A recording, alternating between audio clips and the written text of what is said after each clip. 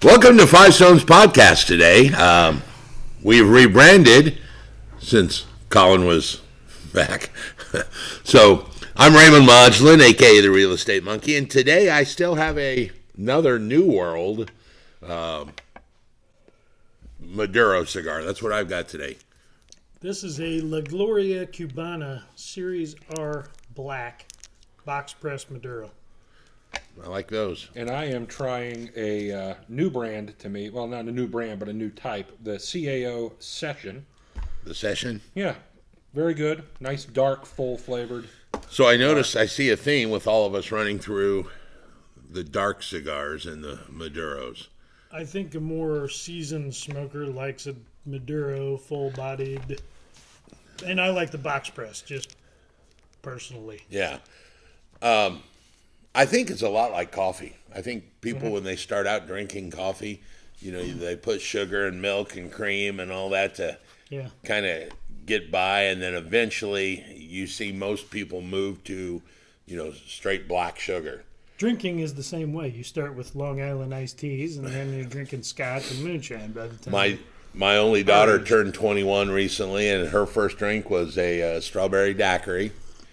And then, you know, I tried to let her taste some of my Johnny Walker Blue, which she sniffed and said, I am not drinking that. And I said, and that's the good stuff. So we haven't tried. Liquid Aquanet. She hasn't tried the MD 2020 that I know of, and I have found that is the price of a person's dignity, is whatever the bottle costs for an MD 2020. That's the price of your dignity. So today, let's talk a little about the real estate world. Yes. We got an offer recently at the brokerage, and I like the way you termed the offer. Predatory buyer. A predatory buyer. Yeah. Now, that is a very inflammatory word, and I like it. No. Because I think you're going to see more of these in the shift of the market to these buyers that think sellers are going to start being desperate. So they're going to start offering more and more of these investment companies. On the surface, this was a nice looking offer. It was cash, and it was, you know, near the asking price at the surface. Well, and the other thing that they do is they don't write it on what we would deem a normal contract. Yeah. We don't see it in a way that we would immediately check for certain things and know. Well, most of these predatory buyers are investment companies. And first, let's say, before we get hate mail, that not all investment companies do No, this. there are some very... There are reputable companies out there that are investors that buy homes. Many are not. And of course, I don't know how you really can't blame somebody. When you try and buy something, obviously you want to buy it every term is going to be at my advantage. You know, so I guess you can't really fault them for that. But as a seller, they need to look at it. And like Joe said, the most common thing is these investment companies are not licensed. Therefore, they do not have access to what a licensed agent would deem is a true understandable contract that we use that is put out by the state of Indiana for us. And we know line so-and-so is this and line so-and-so is this. And then a new form comes over, and most agents don't know how to look at it first. It takes them a minute. But like Collin said, this offer was communicated to our buyer as, it's an all-cash offer. That's the only thing they really mentioned. We'll send you an offer all cash. And we can close quick. Well, that's what he said. We can close quick. But what did you guys sniff out that made you start to suspect this was not up and up? But the first thing that really drew my attention to what was really going on was the buyer of this property was this gentleman's name, and then after that he had and or assigns. So out of the gate, that told me this guy was not the buyer. His goal was to assign a purchase agreement to another buyer in which he was going to go out and try and find. and he was going to do what we call arbitrage and try and buy this house from our seller at some discounted price and resell it to another buyer at a higher price. Much like, believe it or not, your wife is doing with jewelry. Wholesaling, Yeah. essentially. And there is a word for this that they call wholesaling, bird dogging, all of that. And I'm going to tell you right now, for the guys listening, I personally believe it violates license law because they are bringing together a buyer and a seller, and by the definition of the Indiana Real Estate Commission, that is brokerage, and that is a license-required activity. So if not licensed, they're in violation. I believe they are in violation of the license law. Now, let me change one thing. If the buyer actually bought the property and went into title Yes. and then resold it the next day at a higher price, that is not brokering. But when they assign a purchase agreement, I believe that is brokering, and that violates license law. And I concur. Yeah. So what was the second clue that led you down this conclusion? Here's the second thing. Today being, what's the date? Today is July 20th. July 20th. If I bought something for cash, how long would it take me? 10 days, 15 max. 2 10 weeks, days? depending on when you're hitting. Yeah. Weekends and stuff like that. He wanted to close by September the 29th. That's virtually 65 days from now. Yeah. So what he was planning on doing was not closing quick, even though he said he could. Yeah, he could, quote. He was going to market the property for sale for 2 months and find that buyer at a higher price and then close and make the arbitrage. Well, the problem is if he didn't find that buyer, he would have canceled the purchase agreement close to the end of that September 29th, and our seller would have, A, lost a buyer, and I'm using that term loosely, and had his property off the market for 2 months. Whole second half of the summer. Yeah, and then get the rug pulled out from underneath him by this buyer, and I use the term loosely again, because he wasn't going to buy. So that is one of these things. And I got another rabbit hole for you, but go ahead. they literally had the balls to ask the seller before he accepted the offer to move the house depending on the MLS as good faith. Well, what they were doing was so nobody else would see it. None of the other agents out there would see it active and show the house. They asked him to move. We said, why is it pending? He's like, well, they asked me to in good faith. I'm like, bull crap.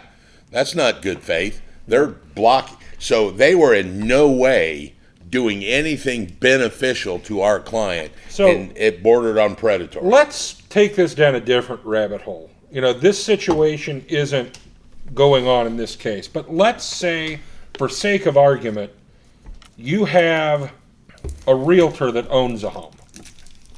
And they do that, and someone approaches them. There's really no way they could collect the arbitrage, because even if they switch it over, if that realtor has a contract with themselves, are they not, and there's no other realtor on the other side, are they not the procuring clause? Because they listed it and they're the ones doing all of it. Wouldn't all of that come to them? Even because had they not listed it? Well, the arbitrage comes in the price point difference of the sales price. Yes. Which an agent has no right to profit. He would have right to maybe listing commission. Yes. But in this particular case, I don't think so, because this guy's going to claim, I've got my other own agent listing it over here. Yeah. There is. Well, the listing agreement, no, he wouldn't, now that I think about it, because the listing contract would be signed with the seller. This new guy would not be on that listing contract. He would just be selling it without an agent. Yes. The guy That's true. So he'd be The predatory buyer he's would going be to selling turn around it. and sell it. He's Yeah. not going to put him on the original contract. Which my question would beg, if that's the case, why are you putting assigned to? Because if you're going to just do a pass through, is he going to step in as an agent? So here's the reason, and we can get real technical. Yes. Indiana is what they call silent on this process, meaning if you do not ask for the right to assign it, you don't necessarily get the right to assign it. Okay. So let's say this buyer would have said, buyer is Bob Smith, and then he wants to assign this to the second other buyer and make the arbitrage. The seller would have the right to say, no, I'm not doing that because this purchase contract between Bob and the seller isn't assignable. It's not good for the heirs. That's usually the first clue to most sellers and to most licensed agents out there looking at this, that it's going to be a bird dog or finder's fee, is because in Indiana they have to ask for the right to assign it, and that's why you see the buyer is always buyer's name and or assigns. Yep. So they can assign Gotcha. it. Because if the guy would have just put Bob Smith as the buyer, then our seller could have said, no, you can't transfer that contract because Indiana's silent to it. Now, a lot of times I have bought properties before where I have put Raymond Modulin and or a company to be named later because I was going to take it in title of a company that I would have created when the sale went through, so I could have taken it in a company name. So that you see that one too, and or a company to be named later. But without asking for that, specifically asking in Indiana, he doesn't get the right to assign it. So that's always the first clue, is when you see who the buyer is. Can a non-licensed agent put things on the MLS? Well, there would be no such thing as a non-licensed agent. You know what I'm trying to ask. No, If a this lay isn't a person license- cannot post. A wholesaler on that's not licensed No. couldn't do that. No. No, A they could person for that's sale by owner on Zillow. a person that's not licensed would not have access to our Board of Realtor webpage. Now, with the advent of Realtor.com and Zillow.com, they do allow what they call for sale by owners to post on their site. Zillow does not verify that it's truly owned by whoever posts it. Which is also where it comes into this contract that we looked at, where they specifically requested the right to market and list the property while it's pending. Yeah, that was another giveaway, was the buyer asked for that right to market the property. I like the recommendation you came to. Why don't you tell us what all this led you to, what recommendation to the client, even though you didn't think he would like The recommendation I told my client was to not even accept the offer, just completely reject it, no counter, none. and tell them rejected, no counter coming, because they are not going to be fun to deal with and tie him up. Now, I did have a second idea, and that was to go through every paragraph and alter it and remove all those escape clauses, like change the buyer from this guy's name and or assigns to just this guy's name. Mm-hmm. Don't give him the right. Which is Change the closing date to 5 days after the acceptance if it's cash. Change this to, and they wanted their company to hold the earnest money. I said, nope. How about changing the earnest money from 500 to 1%, which would have been about $3,000, and being held by my company, which is the traditional method. Yep. And he opted to, which I think was the best option, just completely reject the offer and not deal with them. Yep. so altering those things was the same as Because what would have happened is we'd have spent half an hour altering all those, sent it back to them, and they'd have just rejected the offer. It would have just been for the effort of messing with them. Pissing them off or messing with them. So I have a question. What if this person found a buyer that needed financing? It's no longer a cash offer. Can he just do an amendment, or is he Well, changing the contract? This is a problem in the real estate world. Why the seller why the buyer actually tells the seller what financing they're using, because that could play into a person's decision as to whether to take the offer or not. Right. And a lot of times you see agents that will, working with a buyer, that will change the financing and not really tell the seller, and technically they're amending one of the sections of a purchase agreement. So yeah, I mean, if a guy says, I'm buying cash, close in 10 days, and then all of a sudden they want to amend it to getting financing, the seller would actually, have the right to say, no, I'm not accepting that amendment. Mm-hmm. And if you can't pay cash, you're now in violation of the purchase agreement. Yeah. So, But the earnest money might be an exposure to not being able to be retrieved. So in that particular case, I would say the seller would have the absolute right, because we took your offer based on cash. You want to amend the purchase agreement. We're not amending the purchase agreement. You got to follow the original, says cash. If you can't do that, you are in violation, because that was not a contingency in the original agreement. You didn't close because of something you did, Mr. Buyer. Therefore, I have earned the right to keep the earnest money. And this middleman buyer wanted to use his own title company, so he theoretically didn't have to write the check. Yeah, that was the other thing behind the scenes. When he names his own title company that they had a ownership interest in, you know that that check might have been deposited, because there should be a proof of deposit from the title company to my seller to show that he did do it, but it would have been written back very quickly from the title company. So ultimately, your experience protected this seller. Yes. Well, I think that's the importance of having a real estate professional on your side. Because imagine if it was someone selling for sale by owner and didn't understand all of those ins and outs and then got themselves tied into it. Yeah. Yay. I don't believe, based on the look on this guy's seller's face, when I told him, I said, September 29th, that's 65 days. They can tie you up. Why is it so long if it's cash?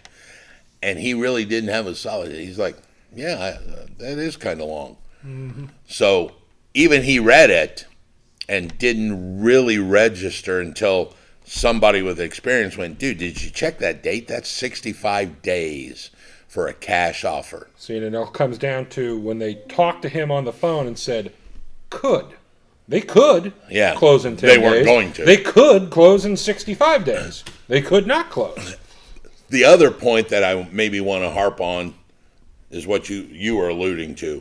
This is why you need a managing broker that has 10 to 15 years experience, that has seen these kind of deals, so that when a newer agent talks to their client, you want that newer agent to actually gain the benefit of the managing broker by going, dude, look at this, look at this, look at this, so he can advise the client, hey, look at this, look at this, look at this. And like I said, I gave the client two options. I was willing to rewrite it for him, but in the back of my head, I knew where the outcome was going. Well, yeah. And so did he, ultimately, after we went through all that. Yeah. But I gave him two options: reject it completely, or let's rewrite the entire thing, knowing that they would have rejected it. Save the time. Yeah. Why wait another day? Thank goodness for that. The seller was smart enough to understand that they weren't. I mean, even he came to that conclusion that they wouldn't accept it, so why waste the time? Now, I felt kind of bad because it's the first offer on this seller's house, and so far it's been the only offer. Yes. Now, what it does do, and I told him, the seller, what you can do with this offer is use it as a hammer or leverage for other agents to tell them, hey, I've got an offer. Don't tell them that it's a shitty offer and we're not going to take it, but just say, which is true. There is an offer being considered. There is an offer being considered. Well, and here's the other side. Because we haven't responded to that offer. And they gave him 45 days to respond. I didn't see that. Yes. They gave him 45 days for a response. But normally you wouldn't wait very long because they could retract the offer.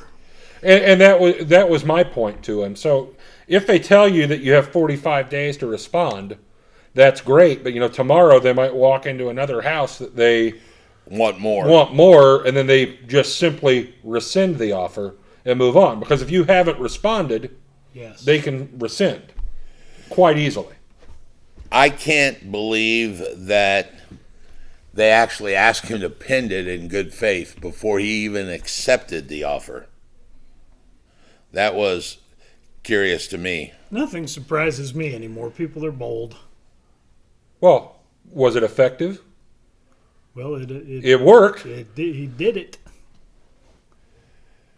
Okay, so I'm looking at the offer. I don't see where... I'm basing that on the conversation I had with him, not looking at the contract. Oh, I was going to say... Because I've not been privy to looking at the actual contract.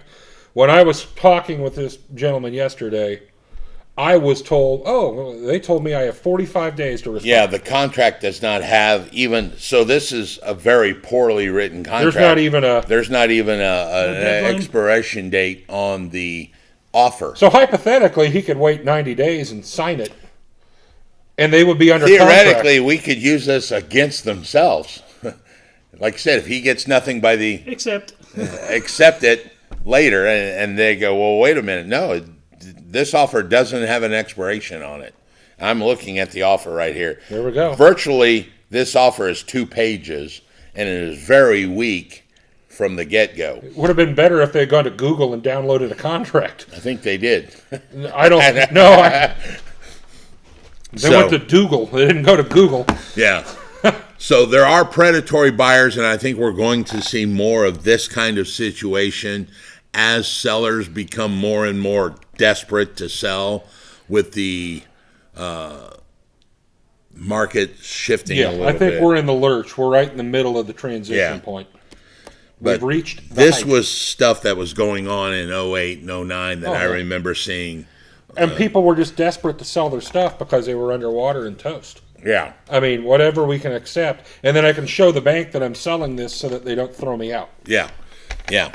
Well, the difference now is there's a lot of equity in most houses. It's a little different situation, but it was a good story because basically you guys protected this guy by identifying some of those things. That I think he might have thought he saw the end of the tunnel of, I've got a buyer now. Well, there's a hopefulness that you have when it's your personal property. Well, I liken some of this to like going into that bar when you're still looking for a significant other. You're like, that person's relatively attractive. And you start looking at all of the positives, and then you get up close, and you're like, I don't want that. That chick's a dude. Yeah. This contract's the same thing. He has a phone conversation. We can close in cash. This is the offer. And then in your mind, you're thinking, well, I don't have to worry about financing. All of these things are great. Then you read the contract and realize, this contract technically never even says cash. No. It just gives the purchase price. Doesn't even say what kind of financing. Yeah. So... Which leads us to the point, if you're out there and you're thinking about selling your home and you need some representation, please get a hold of Joe at the Modular Group. Yes, please do. Because this is the kind of contract that you as a seller may run into, and like Joe said, think it's a 10 in the bar and the lights come on and you're really with a 2 and you're going to be sorry. Yeah. Yep, there's a rash cream in the medicine cabinet. Yeah, without a wingman to tell you that chick's a dude. You don't want to be on antibiotics for the next 6 months. You want a wingman, i.e. the Modular Group, to help you out with this, all right?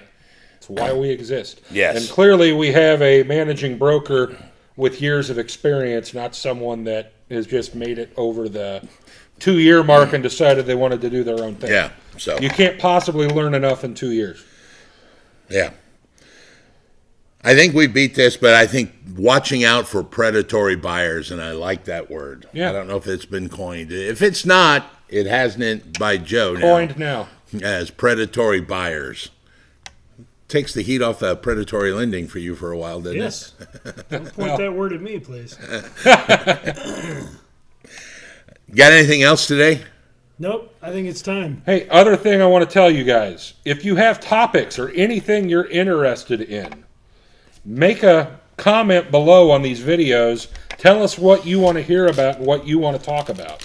If you're close to, if you're in central Indiana and you want to sit with us and have a conversation, we'll make that happen too. Yeah. Hit us up and we'll talk with you. Yeah. See you later. Harumph.